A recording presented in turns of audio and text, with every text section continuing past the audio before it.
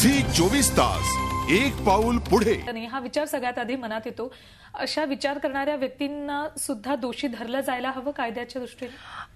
अर्थात दोषी धरलं पाहिजे, कारण आपण ज्यावेळेला आता आपण ज्या विषयावर चर्चा करतोय की महिलांवर होणारे अत्याचार, तो रेप असू देत किंवा तिच्याकडे उद्देशून काही वाईट नजरेने पाहणं किंवा तिची अवहेलना करणं, काही हावभाव करणं शारीरिक अशा प्रकारे, तर हे सुद्धा त्याचेच एक छोटं रूप आहे ते। आणि हे आपण छोट्या रूपाकडे दुर्लक्ष करतोय रस्त्याने जाताना येताना, आणि म्हणून ती पुढच्या असे सामूहिक बलात्कार किंवा बाकीच्या गोष्टी समोर येतात आणि ज्या समाजामध्ये घडतायत आपण विचार नाही करत त्या गोष्टींचा। परंतु ह्या गोष्टी आहेत ना फार जवळून ज्यावेळेला एक स्त्री म्हणून मी आज विचार करते की स्त्री सुद्धा रस्त्याने जाताना एखाद्या मुलीला छेडताना दुसरी स्त्री जाताना सुद्धा त्याच्याकडे तितकंसं त्या गोष्टीला इम्पॉर्टन्स देत नाही।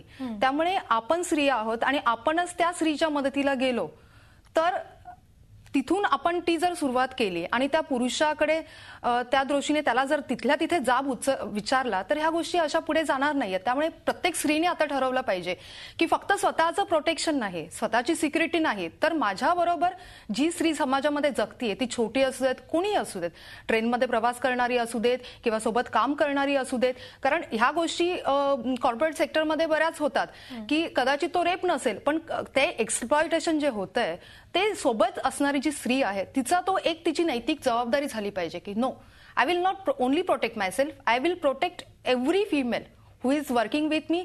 शी मे बी माय डॉटर और she may be anybody, but she belongs to my category, I am female and the same way she is also female. आणि जे मला वाटतंय ते तिला वाटत असणार, त्यामुळे it is my duty, it is my moral responsibility नाव।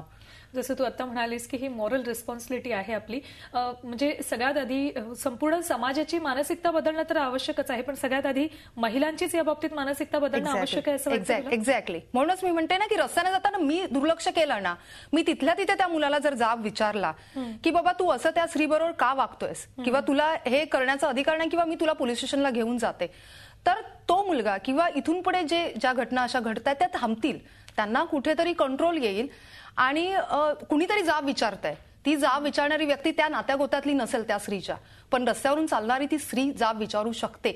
हे जेव्हा त्याला जो वचक बसेल ना हा समाजावर, ज्या वेळेला अशा प्रकारे वर्तन करणाऱ्या पुरुषांवर, त्यावेळेला नक्कीच मला असं वाटतं की ह्या गोष्टी खूप प्रमाणामध्ये कमी होतील। अगदी बरोबर।